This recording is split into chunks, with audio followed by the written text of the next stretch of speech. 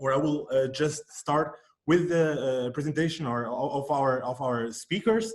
Simona Kahlo, hello, is the Secretary General of Panathlon International. Amongst other projects, she coordinated already Panathlon friendly games, ethical plaques, literary competition, international fair play awards, European week of sports. So you see we have here quite a good profile to have us here, also giving some insight on this.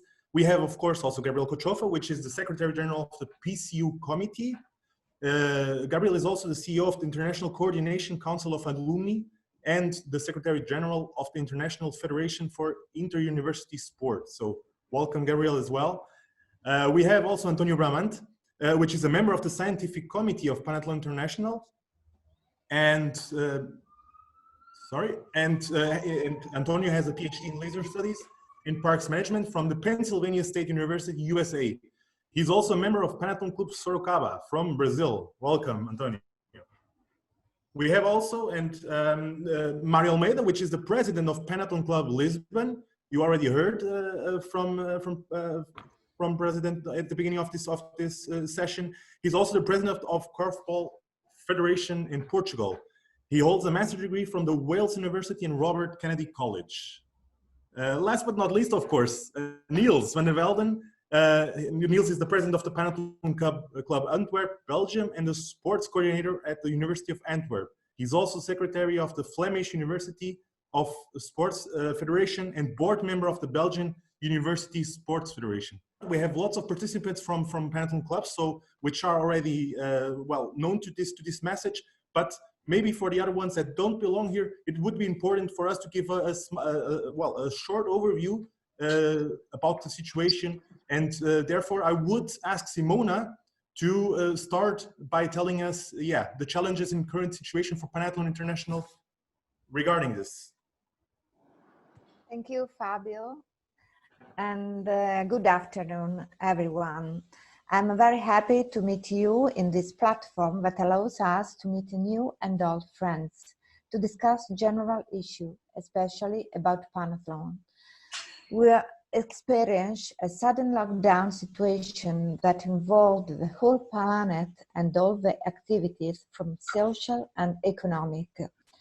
The realities are different from countries to countries, but sport sector and ours, which based its activity on conviviality and meetings, has been frozen all over the world. Now the situation has improved, and we are starting to think about phase 2 in Italy, Europe, and the rest of the world. As you know, the headquarters of Panathlon International is in Italy, in Rapallo, in the province of Genoa, where we had to immediately complete with the government directives that have decreed the closure of any activities, except those are basic necessity, so that all the staff of the secretariat works in smart working, sometimes partially as needed. We have tried to organize our work from home, setting up a workstation, moving the entire archive to the cloud, managing the emails, management, accounting, the graphic programs, carrying out detailed commitment as in the office.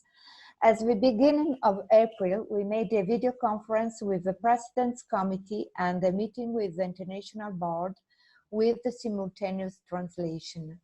Early in June, we will organize another meeting of the President's Committee.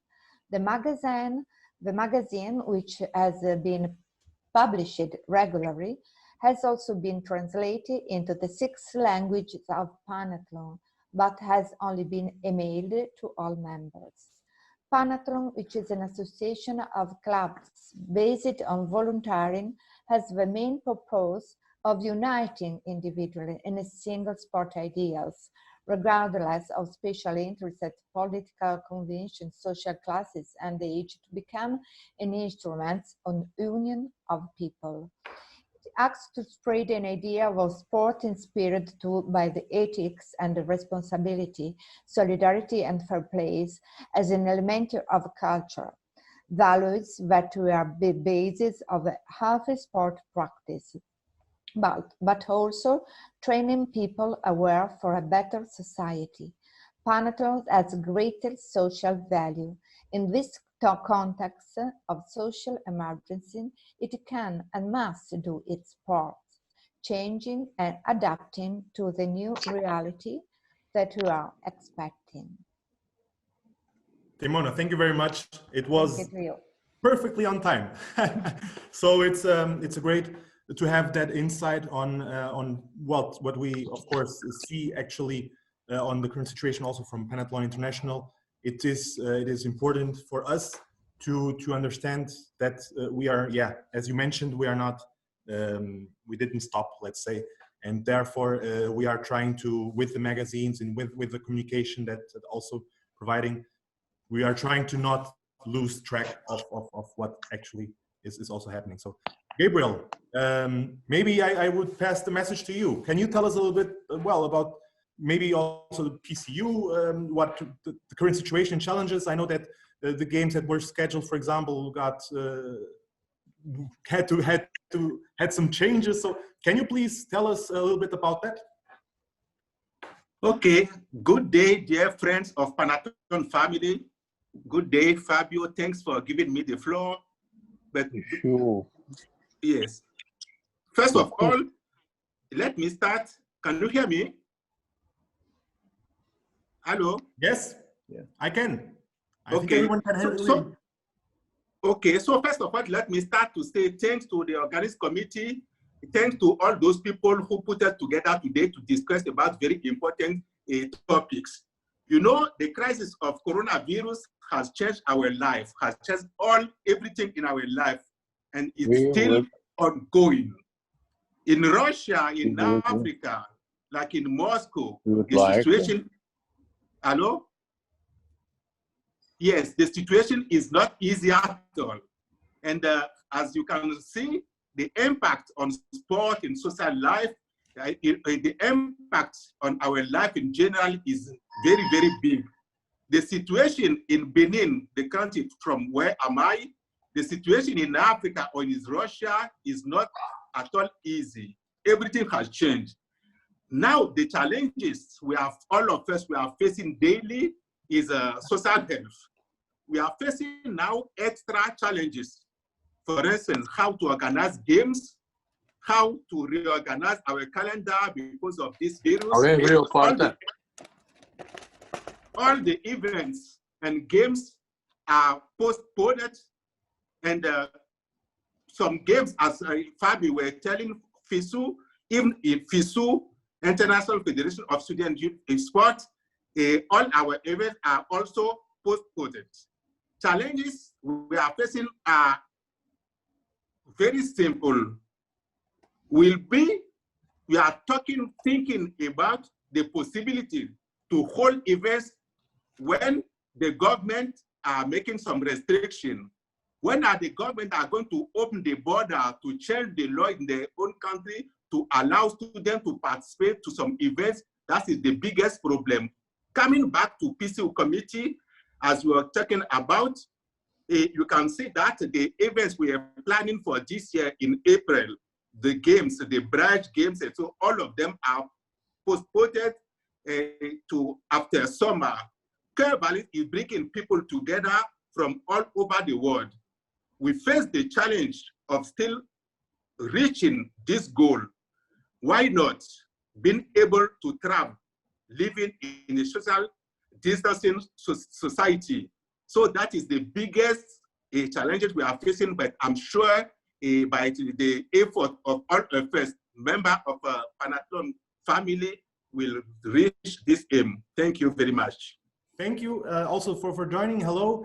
I would also like to listen from you, if possible, the current situation challenges. I mean, you are a member of one of the Panathlon clubs in Brazil, as I mentioned. You're also from the scientific committee of Panathlon International. What is your side on this topic? Well, first of all, I thank you all especially Panathlon of Lisbon for the invitation. It is new for all of us to participate in this type of meetings. And the 4 questions that were proposed before to the group for us who are going to talk to you, they are interrelated. So I made some notes and I hope that I will follow the directions that were established. I've been member of Panathlon clubs for the past 30 years. In Panathlon Club of Sorocaba, I think is the largest one in Brazil. And I think that we have several challenges, and I'll bring this situation to Panathlon, more to Panathlon than I should say inside, and then afterwards we'll talk about outside. Inside, I think we have some challenges before, during, and after COVID-19. And that I want to say that for most of volunteer organizations, there is a great challenge to attract and retain associates, members. So what I see Panathlon during the past 10 years as a member of this commission, international commission, that we have Panathlons that stay as a fellowship club. A second stage, not as important, not in the hierarchy of importance, but a service, community service clubs. And now more recently as knowledge production and diffusion. And I think we should balance these 3 dimensions of Panathlon identity so we can attract and retain more people. Another question, another challenge that I have put here is how to attract more women to Panathlon. You know, this is a great opportunity for us to enlarge our associates and more and women like young people. How and in that position, I think Panathlon International should review the policies for junior clubs to create the new generation, the next generation of Panathlon associate. And we know that in order for us to stay in a volunteer association, there should be a special meaning and purpose. And that, I think, is another challenge for us Panathlon members. So, and the numbers of Panathlon Brazil, please tell me when I finish, because I'm not so, I speak more than I should. But we have 17 active Panathlon clubs in Brazil. And we have also created a figure of Panathlon delegates in 8 other cities. So now we have 312 clubs, and over 6% of them are over 6 years old. So that's something to observe. And that's quite interesting. I would, if possible, we would stop here because indeed we have, I've took some notes, and I think the dimensions that you mentioned, the 3 dimensions, are really fundamental to really understand how can we, also in this time that we're facing, how can we attract more people to join and to also share Panathlon ideas and also, of course, the mission that we also have to follow. And you mentioned also how can we attract women to Panathlon. Those are questions that we should keep in mind and, of course, should debate because they are really interesting. I mean. And maybe we can listen afterwards to some comments. I would pass now to the last intervention on this topic. The word to Mário, if possible. Mário, could you provide us with your overview regarding current situation? Good afternoon. Coming here. Are you hearing okay, Fábio? Okay, fine. Okay, thank you to everybody to join us. We are this afternoon trying to speak a little bit in global terms, and this is what society is nowadays. We decided to organize this topic just because, in terms of international conference, because the epidemic of coronavirus is an international topic nowadays. And as everything happens in life, it is with a very little change in our life. And our little change in our life is this, okay? So this changes our life. This is a mask, okay? So we have to change everything we do just because of a mask. And definitely this happens in Portugal when we were just jumping to introduce transformations in the Panathlon Club in terms of projects, and trying to two main goals. One is coming to what António told before, just to put some more young people on board, some more women on board, just to keep the club very active and very linked with the youth. And secondly is to keep the link of the Panathlon Club with the sports. Actually, what happens with most of the sports clubs I know is that people is starting to join Panathlon Club and managing the Panathlon Club in the sporting end of life. Okay, so what happens is that in a way they don't keep the lines of communication with the athleticism, basketball, volleyball, soccer, whatever.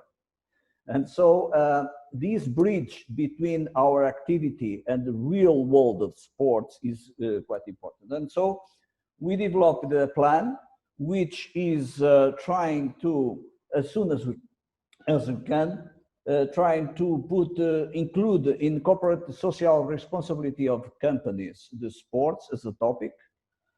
In the universities, we understand that the people going from college to the university, they lose link with sports, mainly trying to study and end up their courses. And so these adult bunch of people are not too much aware of what happens in sports and the values and the ethical topics of sports.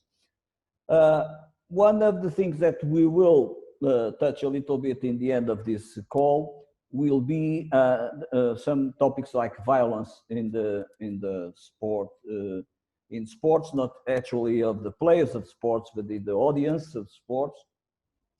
We didn't start yet all the matches, and we have violence between claques in Portugal, fighting on the street. So this thing is coming to one of our topics. And last but not least is how to join media to collaborate in promoting our values.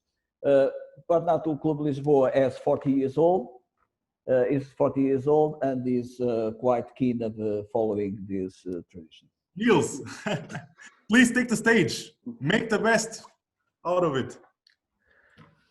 Thank you, Fabio, for not forgetting me in the end. Well, everybody, I would first like to thank Panathlon Lisbon for inviting me all the way from Belgium to this online meeting. I'm president of the Panathlon Club of Antwerp, and I'm also as a job, I'm a sports coordinator at the University of Antwerp. This invitation is also thanks to a personal friendship with your secretary, Duarte Lopez, who's also working in university sports. So I love to share my thoughts from a Belgian and a personal point of view. And initiatives like this online meeting is only to be encouraged. Thank you. So, as is happening in most countries around the world, also Belgium is in lockdown. You see that barbers are not open. Well, actually they opened last week, but you have to make an appointment. You're still hearing me? Okay. Yes, yes. Okay, so basically all social life is halted. Cultural, social, and sports activities are stopped. At our university, we even stopped offering the classes a few days before the government announcement. And this leads to a new reality, maybe, and an uncertain situation because nobody really knows what will happen in the future. So all of this discussion will be in certain aspect hypothetically. So at this moment in Belgium, we're seeing already a small restart of social interaction and sports. More about that will come in the later questions. Challenges for Panathlon in Belgium. We are not a big movement in Belgium. All clubs have canceled their meetings, and we hope that this meeting will inspire us in Belgium to also start holding online meetings to keep the network together. In Belgium, Panathlon is mainly known for the public, the general public, for the Charter of Fair Play for kids in sport, which includes rights like the right to have fun and to have play, or to have to be in competition on their level, which focuses on seeing sport as a social platform. An example I want to give for this social platform is that, for example, last year our club awarded in their yearly award ceremony the president of a local football club who organize football trainings for children from Antwerp region, from disadvantaged backgrounds, poorer families, troubled home situation, many children living together in small apartments. The children depend on this club not only for football trainings, but also for like homework sessions, personal guidance. Since personal contact was not allowed in these periods, not all these kids have full access to smartphone or to laptop like us to stay in touch. And a lot of potential problematic situation might have been developed. So this illustrates the importance to focus on Panathlon values immediately after, already now, and also in the restart of sports in society. So Bramante also mentioned that it's needed that we find a purpose as Panathlon, but maybe that will depend on our region where we are living in. I think in Belgium it will be our goal that our stakeholders like sports clubs, federations, do not forget the charter they all signed, do not forget the disadvantaged groups, minorities, and the social safety net that sports provides. I think Mario also touched this by mentioning the social corporate responsibility of all people involved. So the worst fear for us as a Panathlon movement is that these things might be overlooked. So our role as a Panathlon family should be focusing also the attention of clubs, federations, and all stakeholders on the importance. Definitely. I would continue. And again, I mean, COVID-19 is a huge challenge for us, is a huge challenge for everyone, for Panathlon International, for the PCs as well, and for PCU. I mean, we already talked a little bit about it, and now it would be interesting to know a little bit more in concrete what is our role and what is our task in this. I mean, we know, and we are all aware of the OMS specific recommendations that we received. And what I would like to know is, taking consideration also your local experience. Can you tell us a little bit about the impact and the implementation of this with regards not only but also federations, sporting clubs? Is anyone adhering to this, those recommendations? Because indeed, if we want to make a safe return, we really have to have this in mind. Nils, because you were now the last one speaking, and if possible, I would like to give you already the floor to also intervene in this topic. And yeah, I would like you as first participant to mention a little bit about this. Okay, Fabio, please stop me if the time, my allotted time is up. I will. So, of course, it's in my opinion, it's such an uncertain situation at the moment. So sports are restarting now, at least in Belgium. I have the impression also, for example, in Portugal. In Belgium, now it is allowed to do outdoor sports for up to 20 people with a coach and respecting full World Health Organization guidelines. And most people in organization will also follow these rules because they do not want to be a COVID hotspot or to create a new lockdown. But still, no competitions of any kind can take place for 2 more months. So it seems like we're waiting for the number of daily hospital admittances, which is an indicator, to drop very low, because then there will be less risk of having the virus when you actually have physical contact with somebody. Because if we ever want to play rugby again, we will have to be in physical contact with each other. So this can only if we have a near certain guarantee that none of us rugby players, for example, will have the virus.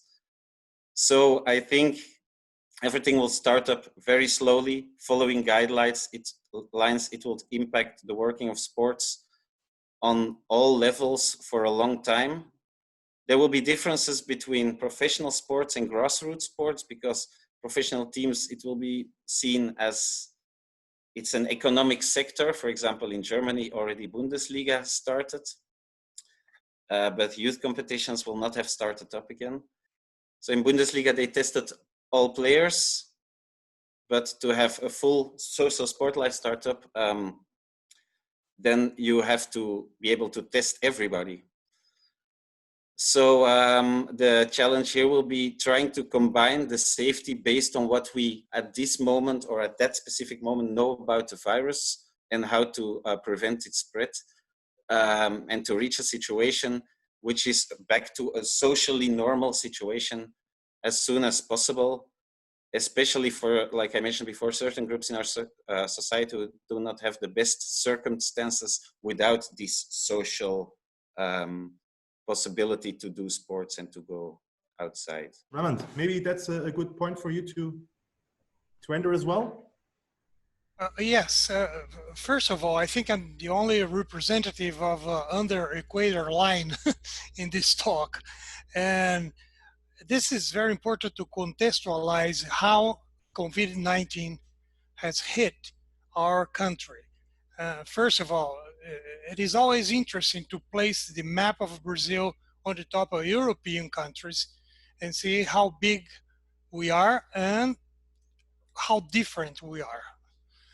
Now, besides that, we have double information. It's not, I think it's not by coincidence that we are almost gaining this very sad competition, that we are 5th place, 4th place, now we're 3rd place, just behind US and Russia. And the political dimension of this disease is hitting very hard our country. And so besides of having health difficulties and also economic, we have to deal with this political difference between the central government and state government. So now, as we have around 300,000 cases with over 220,000 deaths, and in my hometown, I live in Sorocaba, which is 700,000 people. We have 548 cases and 33 deaths. So sports just became a side effect of the society. If we analyze sports as a cultural dimension, as a social manifestation, and we see that we are suffering also, and we're an ascendant curve, which means that we still have to go up, unfortunately. So this has impacted both professional and amateur sports. Professional sports, athletes are practicing in their places. There is no expectation to return to play regular leagues, and what we call amateur sports, practically no activity. You know, we are under a very severe obligations. So that's the scenario: the political, the economy, and also the sports scenario in Brazil. And I would pass the message to Mário to have also his feedback on this. Well, this comes to share some numbers about the Portuguese sports and what we are facing here. So we have nowadays 62 sporting federations in Portugal, representing 620,000 athletes in these 62 disciplines, and joining together people that in local organizations and local initiatives join sporting activities. Our non-official figure, because we don't have it at all, comes to close to 3 million people having any touch with sport. In the recent meeting of the presidents of the federations, and that joined together 50 out of 62, what we did realize is that everything was stopped. The question is if it was canceled or if it was suspended or postponed. Mainly, everything in the 2020, it is canceled. Meaning that even international competitions that would run in Portugal were canceled, and it comes to 57 international competitions in Portugal. So when we discuss these kind of figures, we think that actually sports is quite a social matter because it involves in Portugal more or less 50% of the population, directly or indirectly connected with sport. And the impact of these concealments and these suspensions and these postponements is huge in terms of economy and in terms of social welfare. And this, we will come to this topic, what Panathlon Club can do just to address this topic. And one of the major problems we will face is these people, these thousands and thousands of people, are quite a way out of sport for a long time. So is there any guarantee that they will return back to sport? Is there any guarantee that kids will come back to sport? Parents will come back to sport. Parents will have money to pay for kids to come to football schools and other schools. Will the local government have money or bet on funding local and grassroots sports? So this comes to the overall change of resuming sports that will come back afterwards. But in Portugal, everything is concealed. Even my federation, which I am president, which is Korfball Federation, concealed all the competitions as they were in March. Hopefully, we will think a little bit on resuming the sports, starting new season sometime next October, if everything is okay. Okay, so I would pass also the message now to Simona, if possible. Yes, I can speak about what happened in Panathlon International Club in this pandemic emergency, the impact of the corona on the club of the Panathlon. Because Panathlon give all the club to follow the OMS recommendation, especially those who are most vulnerable to the virus. So send several communication to its member to not continue activities involving physical contact and to follow the recommendation indicated by the various government. So the Panathlon Club, alongside the spirit of service that was spontaneous and immediately, the club, areas, district, and Panathlon International tried to stay in touch to save the sociality and friendship that are the basis of our partnership.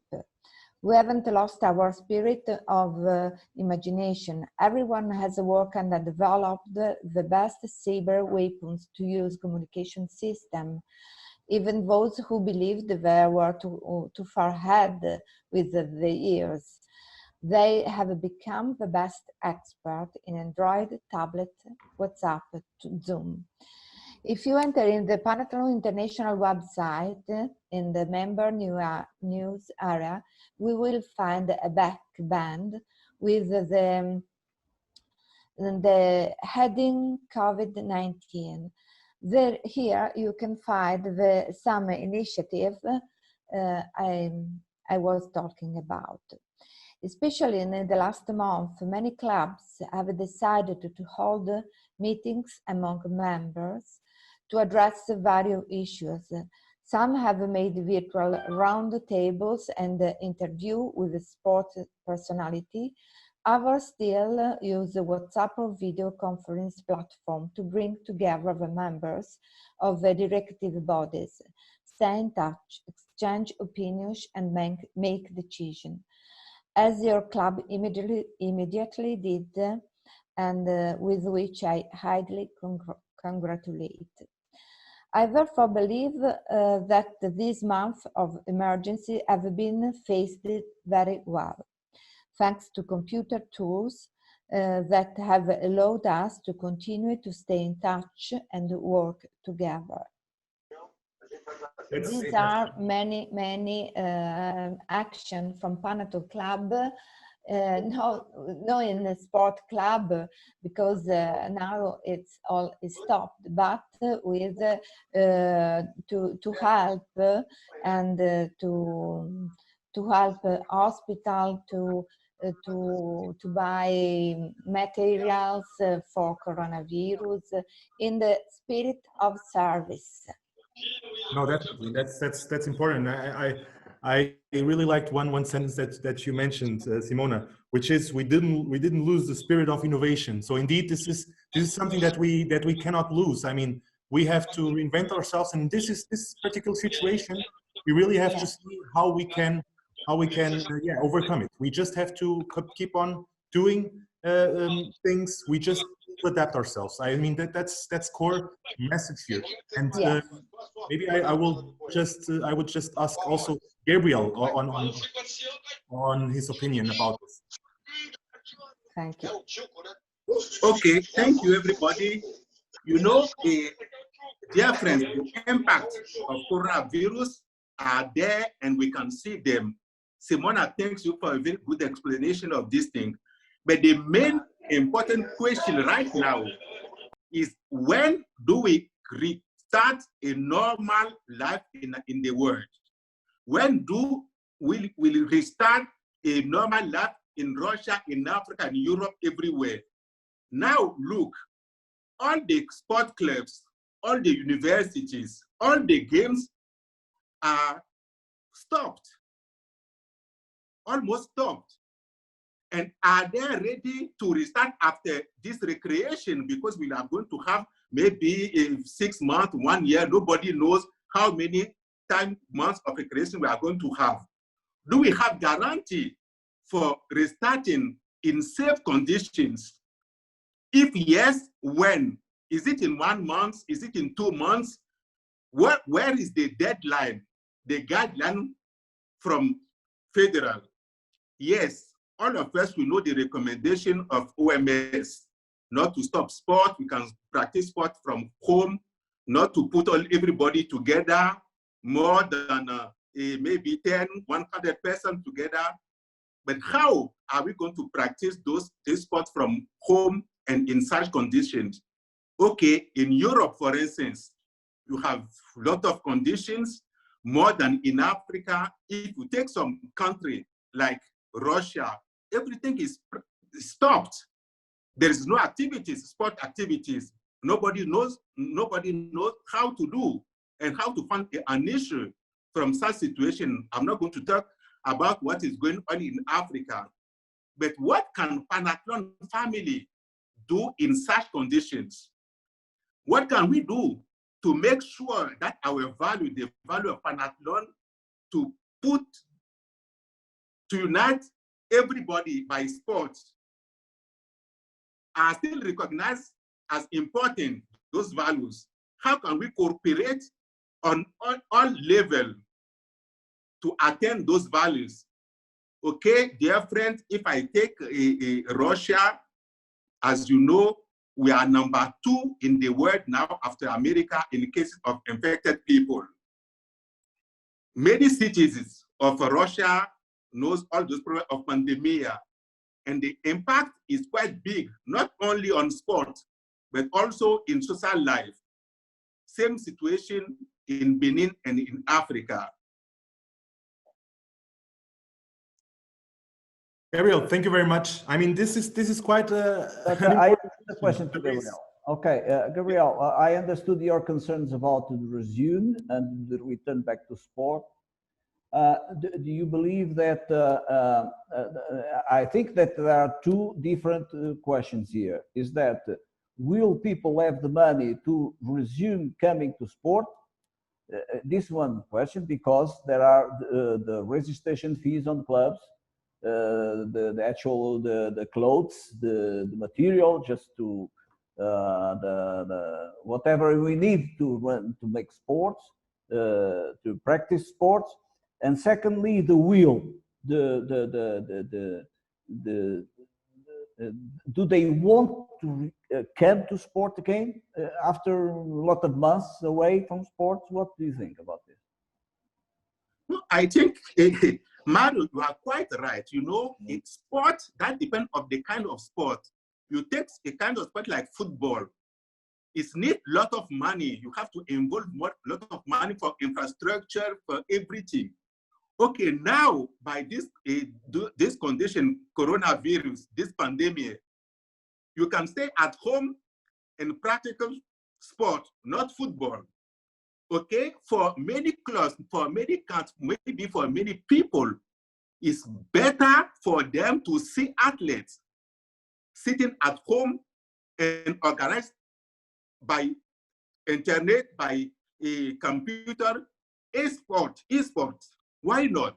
So I'm not sure after this pandemia, sport will return to a normal situation we were facing. Maybe we in the Panathlon family, we have to think and find an issue, a solution, what to propose to the world after the pandemic.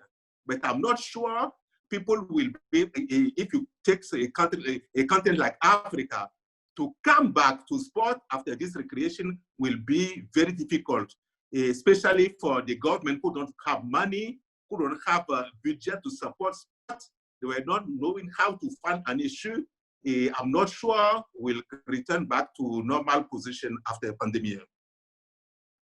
No, and in fact, and also related to this topic, we received a question from Eugenio Guglielmino. Sorry, I hope I have read the name correctly. And his question is really also touching what you just mentioned, Gabriel. So in this very hard moment, why don't we support or increase esports? Again, esports is something that can be made we can, and we just have news that we have received. I would say, in the last couple of weeks, that esports grown, and that it's still growing. And of course, this question, maybe I would like Bramante to have an answer on it, and Nils, if possible as well. Yes. Well, I think. Antonio, please go ahead. Sorry, I'll go I'm sorry.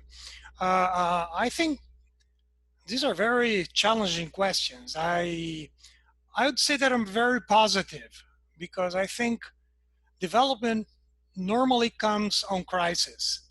And I think we will be able to overcome this situation and create new options. And the only thing I don't think it will be normal anymore. And then again, it will be the new normal.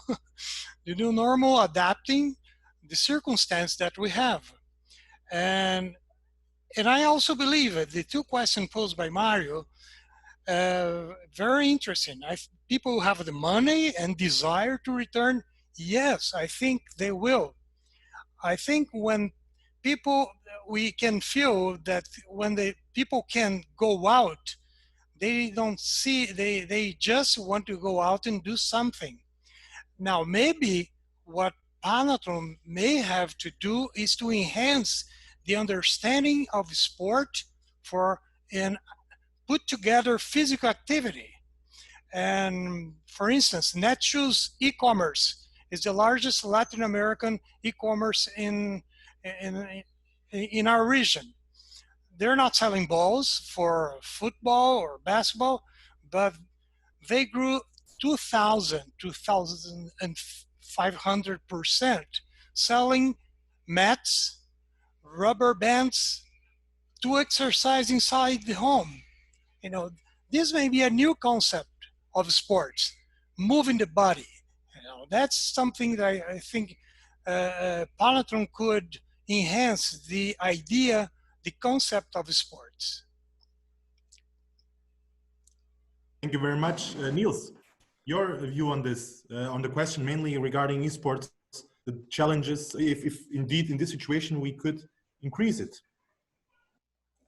For sure, I'm convinced that people will come back to sports, even if it takes a really long time, because people want to go out and do sports in a group. They love everything about it, say they will come back. But maybe the structure of how sports has been organized up until now, locally, internationally, maybe the structure needs to change a little bit to allow for new circumstances, maybe a temporary lower economy situation, which might lead to, as I think Mario mentioned, that some people will not have the money to be part of a football club, but that will not make them not play football in the streets with their friends in the end. So they will play sports, they will move. Esports, I think at the moment it fills the void of competition, because not only there is no sports, you can do, as Antonio mentioned, you can do your own training at home, but it's training, it's not the feel of a competition. And this is a void in which esports has maybe now the possibility to promote itself to the international sports family as a valuable addition, since still there is different voices. Is it a sport? Is it not a sport? It will be looked at in a new light, and I hope also esports itself will adapt to this situation. Neil, if I may Yes. ask you, sports is a very broad term, okay? I would recommend that we separate the competitive sport, the sport which leads to championships and tournaments, whatever, and the sports the way we practice anything, like badminton, whatever, handball, whatever. So what is now closed at all is the competitive sports. When I mentioned the federations and the president federations, what they consumed were the competitions. So there are no championships, no cups, no nothing, okay? People can play whatever they can, but they can't compete.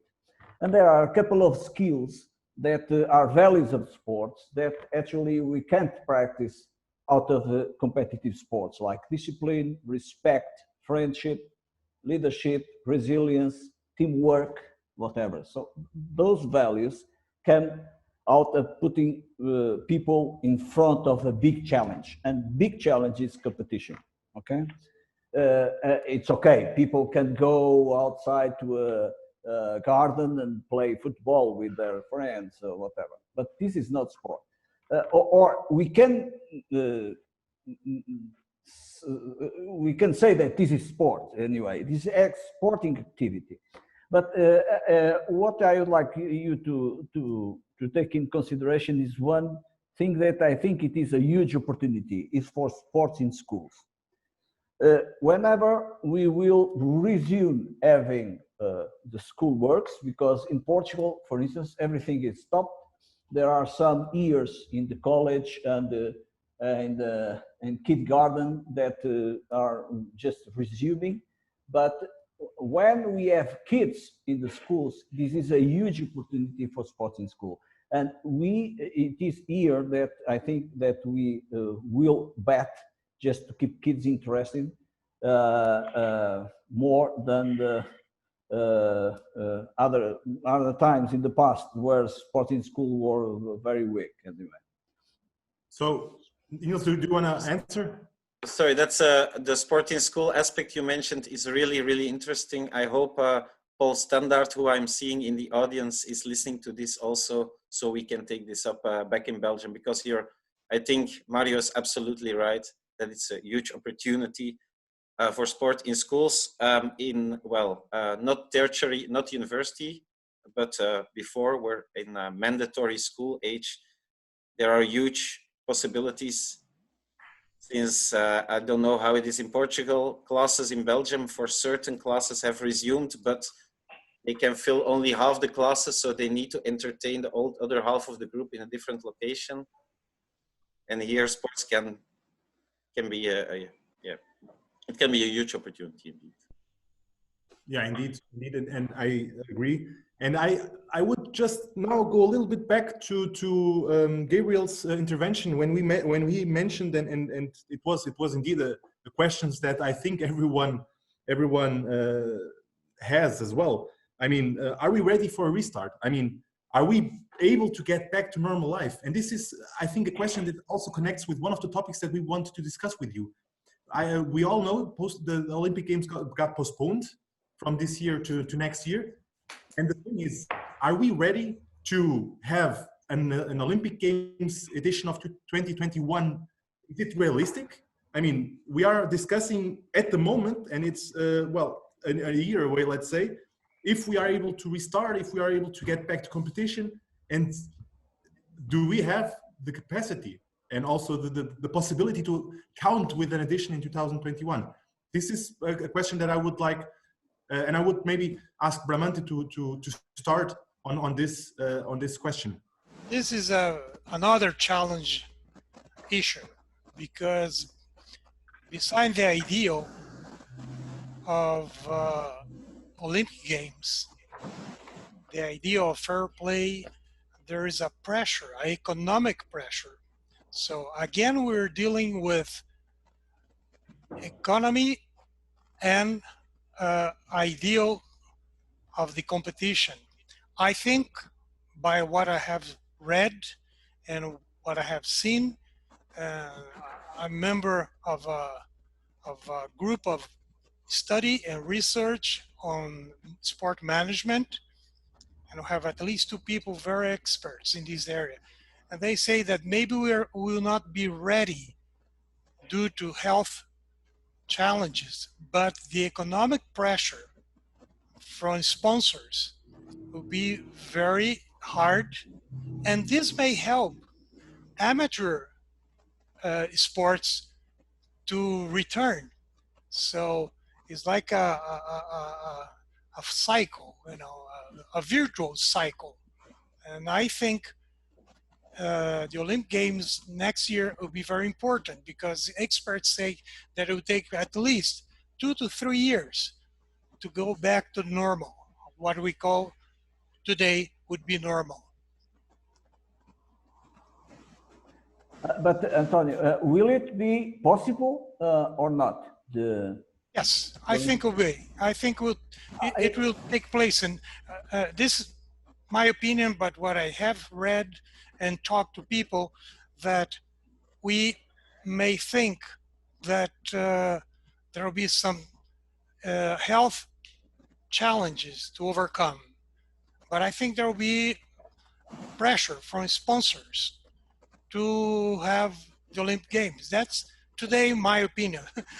As COVID-19, I may change tomorrow.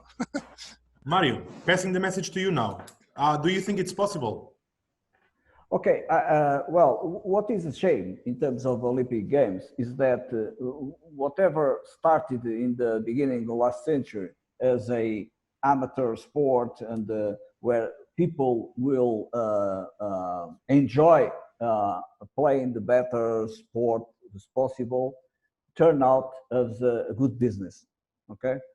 So the Japanese government came to say that they lost $6 billion with the postponement of the Olympic Games to 2021. And Fábio was saying that we are 1 year out from the next games. But as far as I'm aware, because I'm following my colleagues from the presidents of the other federations, there are already people booking hotels and booking the flights. And this, until mid-July, everything has to be booked. And so it's again another $6 billion of lost if nothing happens in 2021, meaning that I understand that the major pressure for Olympics next year will be the economic piece.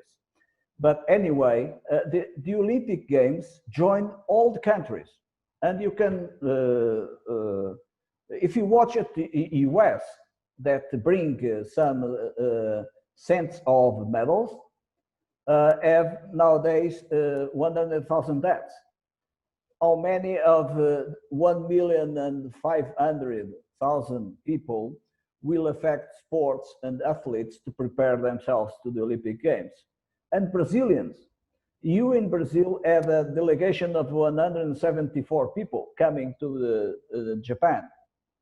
How much of these guys are able to prepare to have a good performance in the next Olympic Games?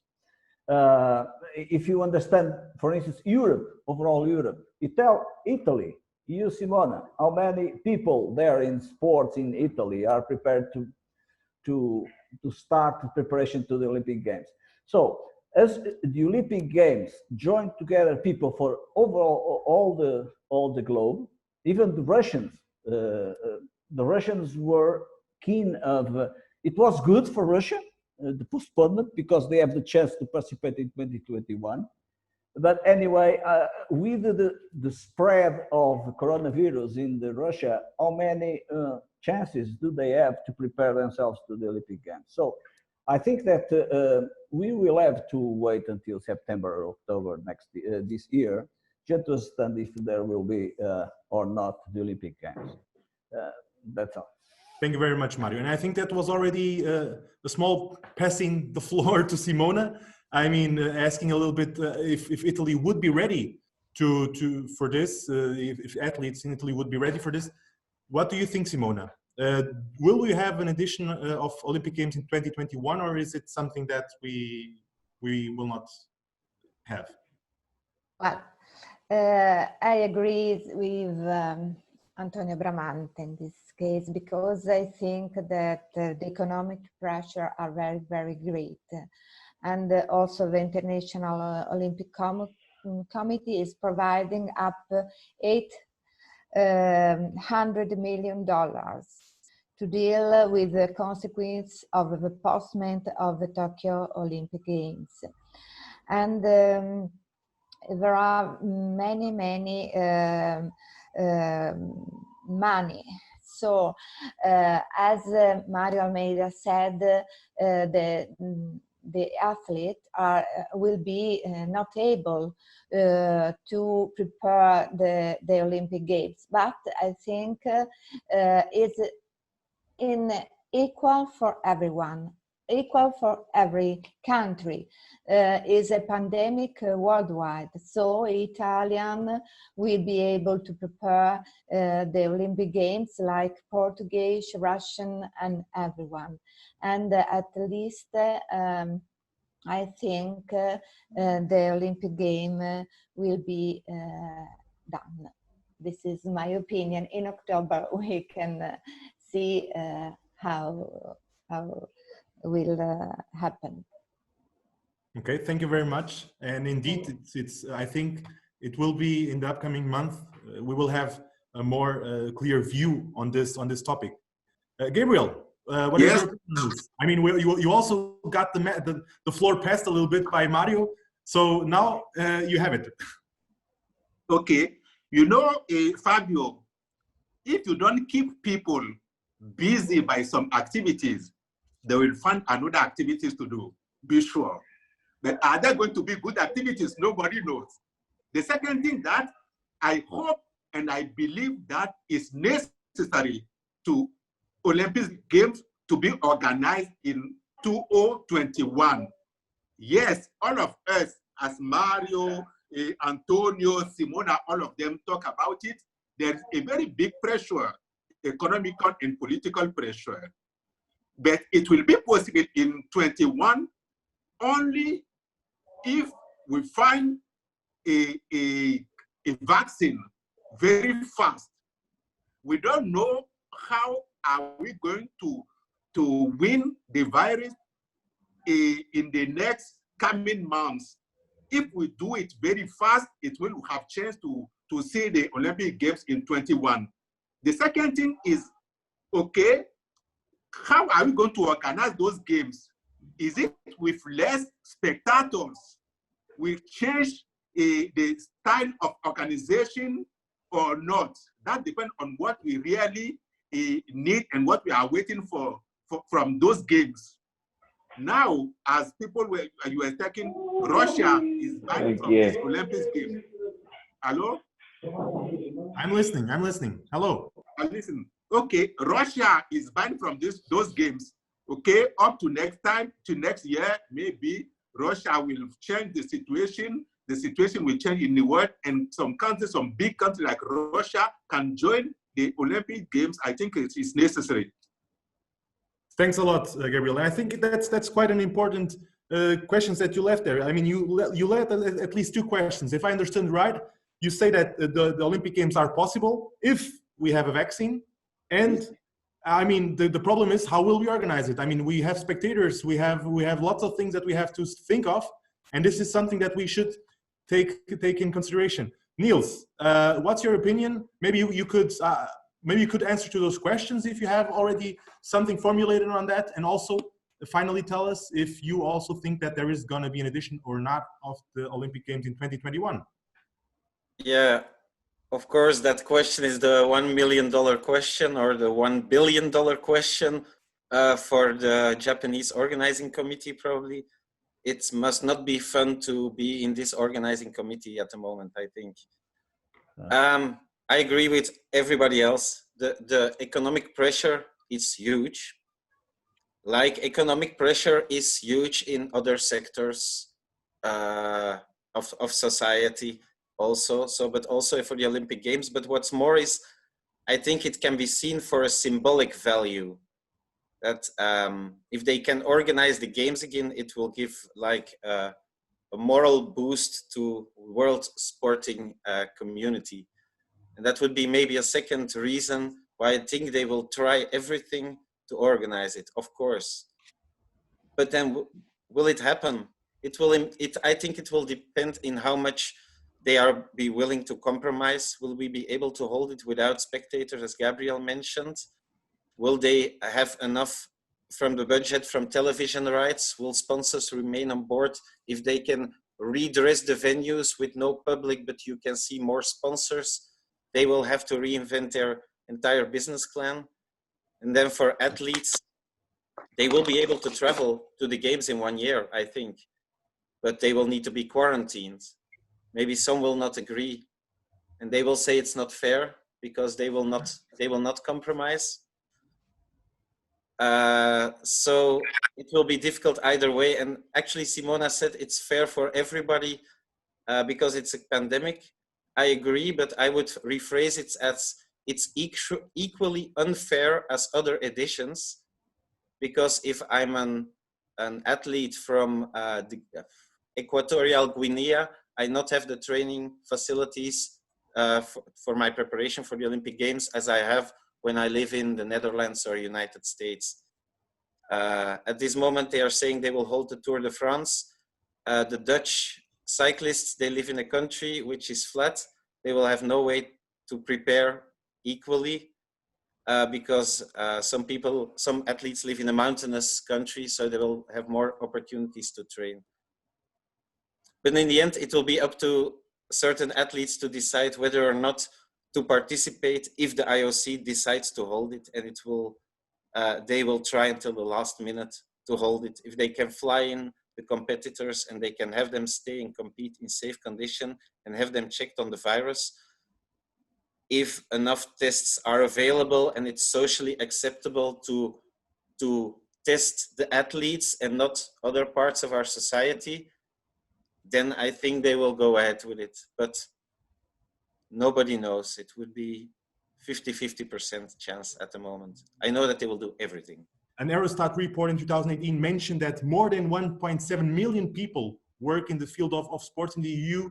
And I mean, we have a problem here. I mean, layoff in the UK, but also in the United States, in Portugal, and in other European countries and all over the world, has something that has been adopted to prevent, reduce costs. And this is something that is of course, is debatable, because I mean, people are sent home, people are not working.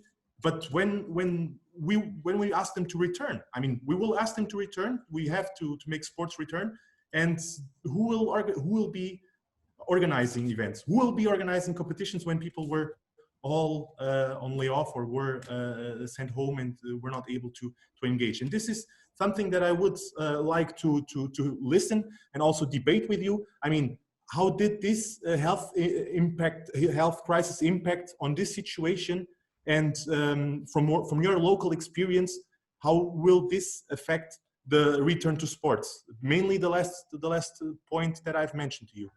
Mario, maybe I could start. Okay, yes, that was brought up during the meeting of the presidents of federations, and actually, if for any reason we decide to restart the competition in July, for instance, I would doubt that any of the federations were prepared to do it, because we need coaches, we need physiotherapists, we need athletes, we need pavilions, we need transport, we need everything, and everything gone away to home, and they are just in quarantine or at home waiting for good news.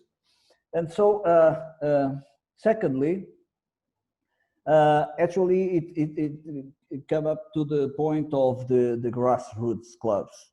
Okay, so the huge in Portugal we have more or less 30,000 clubs, small clubs of any kind, of any discipline.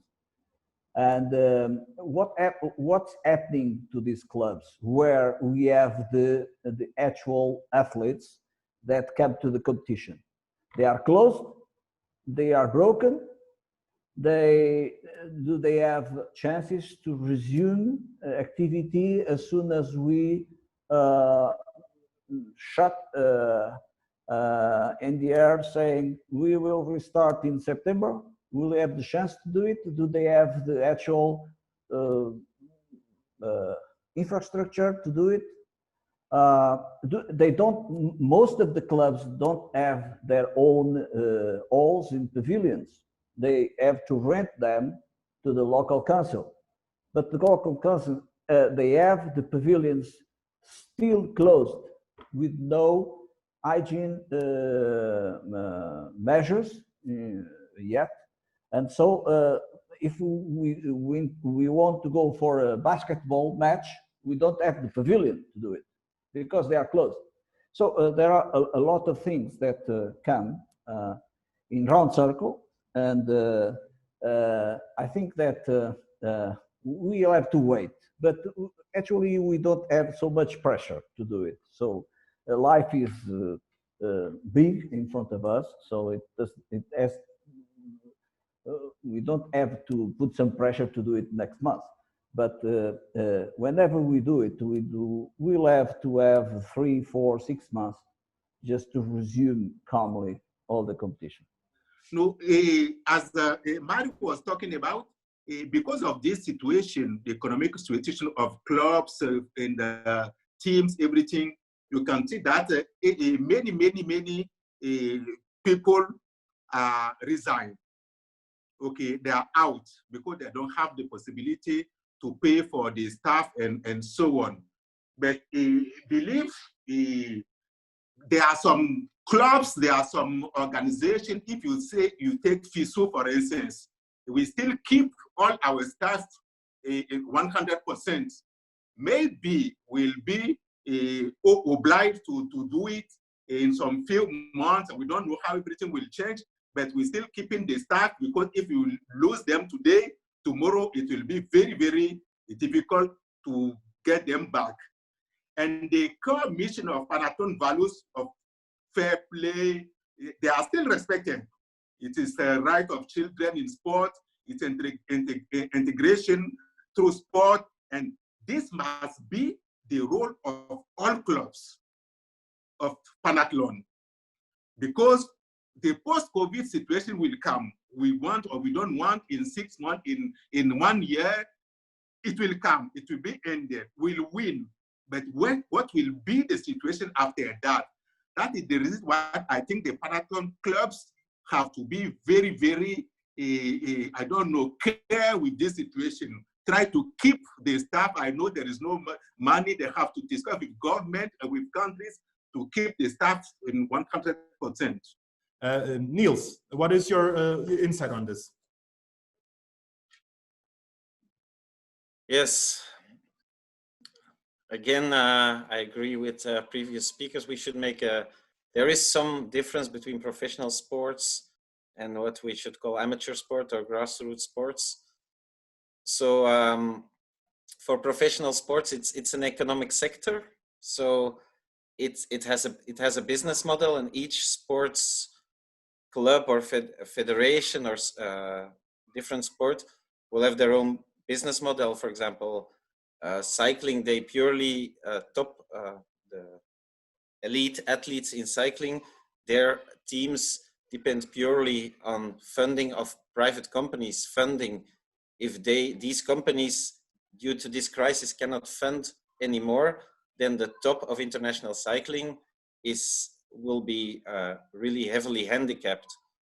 While football has some more options to have income from possible ticket sales or from more TV rights.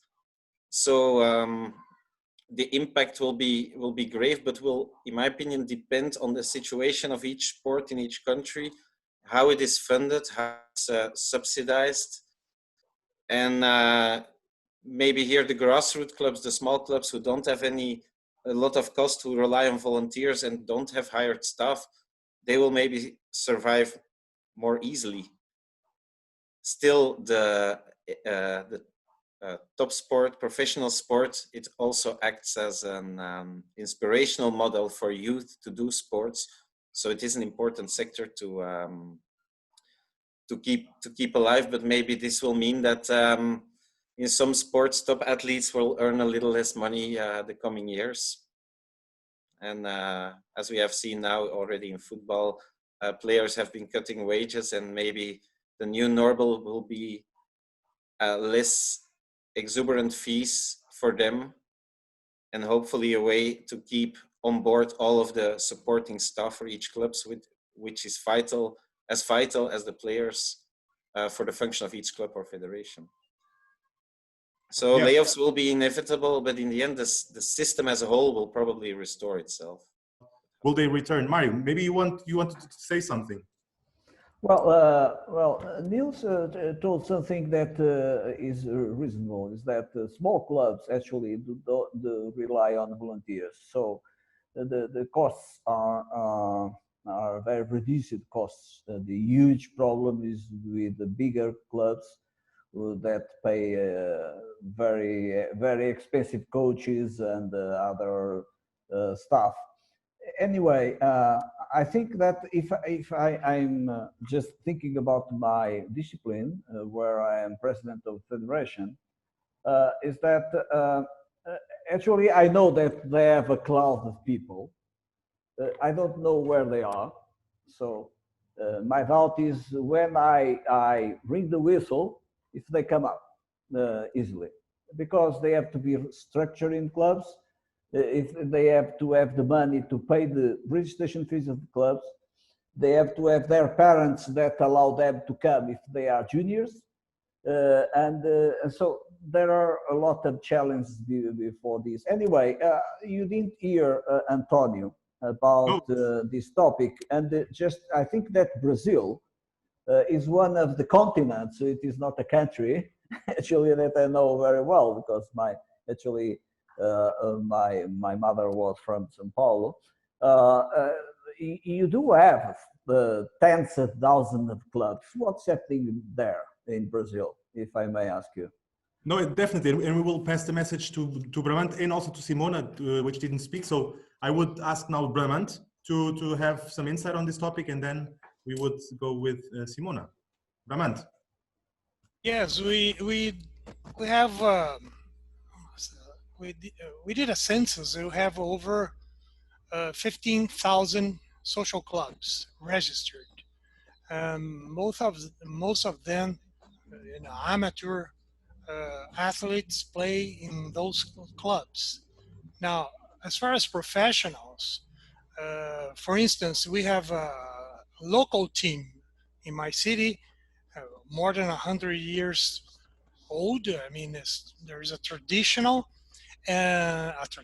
in with the fans, but plays in the second level league. What we see here is this negotiation, cutting salaries so we will survive. Now, as I say, COVID-19 is very democratic, but at the same time, socially hit lower classes. So what we have seen is that this negotiation differs from place to the others. For instance, Flamengo, our dear masters coach from Portugal, they're coming back, and they test almost every day or every week, and they had more than 20 people in the staff with COVID, so they had to restart again, and 3 athletes. So what I think is we have developed a gap. We are a little bit scared with this COVID-19. So I think clubs are a little bit far from fans. Maybe we should have a better use of this type of internet, so we could have athletes performing how they do their everyday life, maybe how they could debate in groups, so people won't forget these athletes. I see this at professional level. And for instance, in Brazil, the past 3 Sundays, on Sunday, on the same time, they would normally broadcast soccer matches. They're bringing matches such as the final of the World Cup, and it's unbelievable how people will cheer. We know the results already, but we're cheering. At the same time in the morning, we have Ayrton Senna running, with his car. After 20 years. How is it the status of the return of public and sports activities? What are local authorities thinking of doing? Because from what I read from Eric, this is quite a hot topic actually. So do you know, or do you have any opinion on this? Yes, at this moment, everything is closed. And we say here that our arenas that were developed for health purpose now is served for disease purpose. Many of them transform in hospitals. In Sorocaba, we have a very important team on indoor soccer team. It's the world champion, but their arena has been transformed in a hospital. This is happening all over the country. So we should remember we have 5,000, 1,600 municipalities in Brazil, in the 26 states. So most of them are closed, but we have some background. You know, I think we did not take advantage of the what we call the a lost decade in sports from 2007 to 2016, from the Pan American Games to Olympic Games that we held in Brazil. So again, in terms of a public policy for sports at local level, we also lost our Ministry of Sports. I mean, we have several points that we have considered. So it'll be difficult, even more difficult for local sports, amateur sports, to open their gates to bring those kids back. At least also on this topic, Simona, what is your insight on this? Please.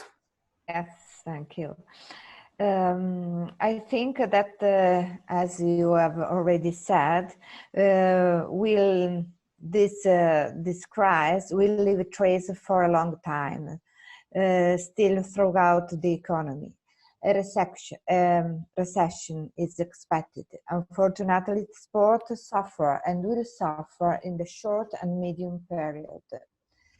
As you know, sport generates values of wealth and employment levels.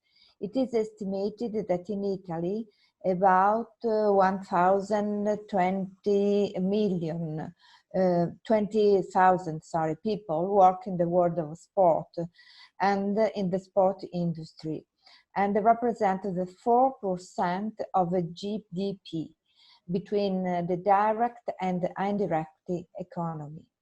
In Italy, rugby, volleyball, basketball championships are already been suspended, while football has not yet given up, and the reasons are easy to understand. In the Serie A in Italy, championship is not revived. The football clubs will lose 230 million television rights that they also use for the August transfer market. But while the big football club have the big companies behind them to sustain and support them, those that will suffer the most of the post-lockdown recovery phase are the small club and sport association that will have to adapt to the new rules of social distancing by making investments so that the number of members of the user by force of things will fall drastically. It is estimated that they will work at 30% of the potential despite having the same cost, indeed higher for health adjustment. Government will have to take the situation into account and try to help sports clubs, which also have a social function. I have read in recent days that, for example, that the Swiss Confederation has already allocated aid to the International Sport Federation that have their headquarters in Switzerland, excluding those with huge revenues, such as FIFA. This freezing of all activities led to a very serious crisis, of which we can only assume the effect. But at least for a year, maybe, relations, society, and the sport world will certainly change. The example of the hooliganism that happened 2 days ago on the street, broadcasted by the Portuguese TV channels, with people fighting one against each other, different clubs, makes us remember that these were the huge problems of sports before COVID. And so we should understand that they are actually sleeping problems, but they will resume and start in selected mode as soon as the sports is resumed. Okay, so in Portugal we have the organized funds problem, actually, as you know, racism as well.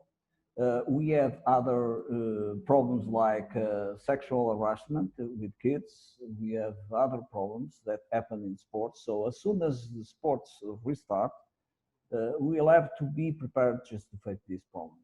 Okay. Thank you very much. And if possible, I would pass the message directly to the floor directly to Nils, also to have an insight on this. Yes. So of course, none of the usual or the mentioned topics should be forgotten in this situation. And from a Belgian point of view, I think they will not be forgotten. Instances who are already working in the field of anti-doping, anti-racism, they are still active. I think as a Panathlon movement, we need to support local initiatives which will be taken by different stakeholders. There is a saying, never waste a good crisis. There is now opportunities to implement some of these things Panathlon has been focusing on for its entire existence, to integrate them more in what will be the new normal. So coming to a sport club should not be accessible only for the ones who can pay it. Social structure should be in place to allow all parts of societies to participate equally in sports. But I find it a difficult question because at the moment the situation is so uncertain. Decisions will be taken by government, international federations, so it's difficult to already propose detailed ideas about it, I think.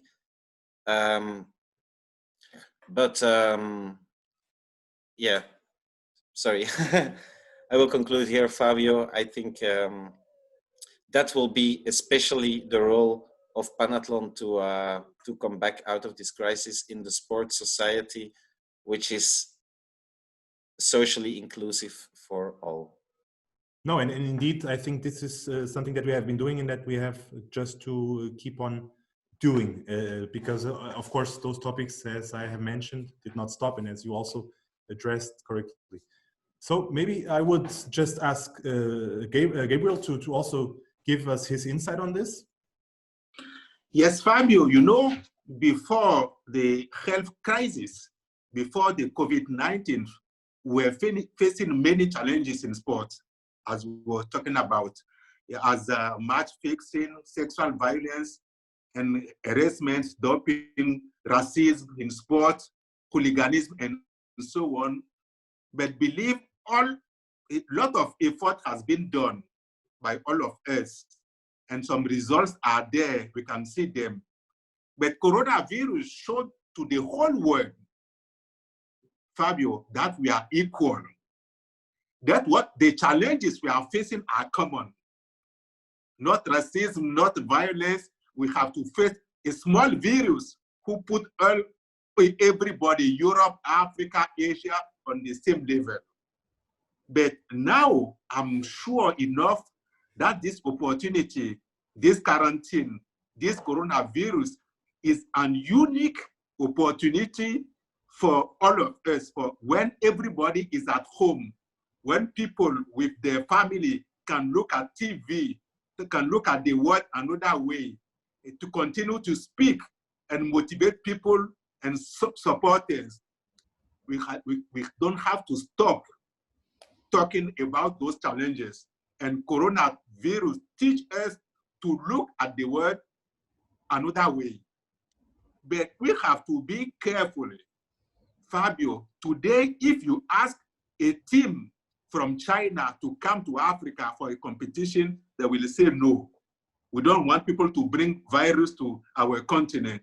The same thing, you ask a team from Africa after 1 month to come to Europe for a competition, you will have a lot of problems. So we have to be careful. And as Nils was talking about, Panathlon has to play a very big role during the coronavirus, during the pandemia, and after. The period after is the more difficult period we are going to face to return back to normal life, to believe to each other, to be sure that, Fabio, when I meet you and shake your hand, I'm not taking any risk until all the world do a vaccine or something like that. So I'm sure we have to continue to do this work. Panathlon clubs are doing very well this job, and I'm sure if we continue like that, we will be facing very well those challenges and remove those things from our common life. Definitely, definitely. And I fully support what you just mentioned. And I just have a small challenge now for Simone and also for Bramante, because we are 3 minutes from closing, and I would like to have a closing word or some closing words from Mário. So Simona, if possible, could you just give us your opinion on this topic? Yes, of course. I think this problem or these topics, when sport will start, the problems will start again. So it's important for Panathlon International to continue to discuss within the Panathlon Club, Congress, conference about this. Is important to propose our values and so on. So this is a very challenge for Panathlon must face in order to contribute to the different issues and problems that involve the sport.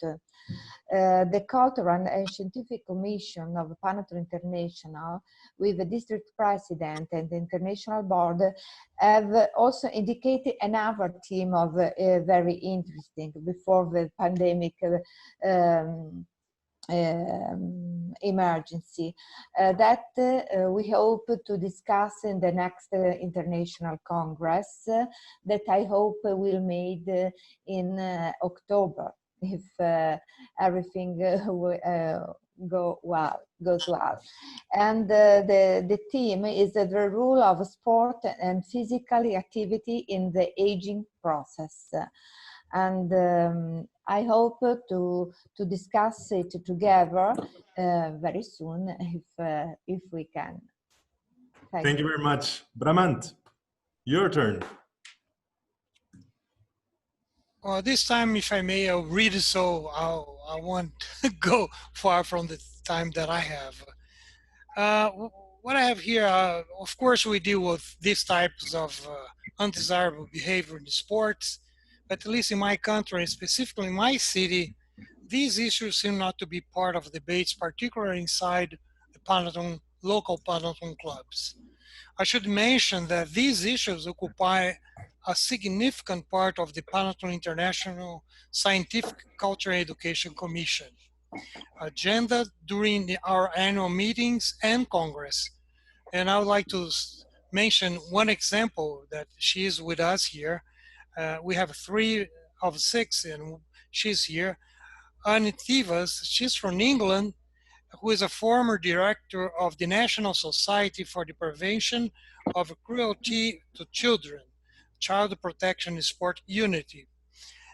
She has brought to us several examples of sexual violence and harassment worldwide. So this, I should say, is a very hot topic in our commission, and we tend to bring these topics always in our Congress.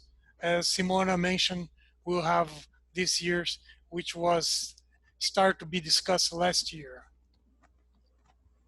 Thank you very much, Roman. Indeed, I think this session that we had today that lasted the 2 hours that we had promised you was indeed, we had some exchanges, some relevant and important exchanges we took, I think everyone took some notes on what are the challenges that we will face and things that we can adapt and see. And from my from my point of view, and also from my side, a very big thanks to you all for participating. I will pass the floor to Mario Almeida for closing words. And yeah, thank you very much again, Mario.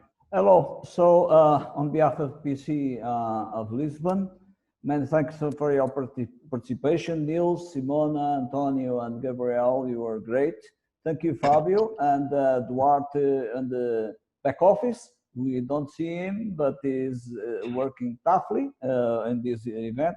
So this was recorded, and it will be available for people to review the session, and we will become later on with another initiatives. Thank you very much. Have a good night, good afternoon, or good morning, wherever you are.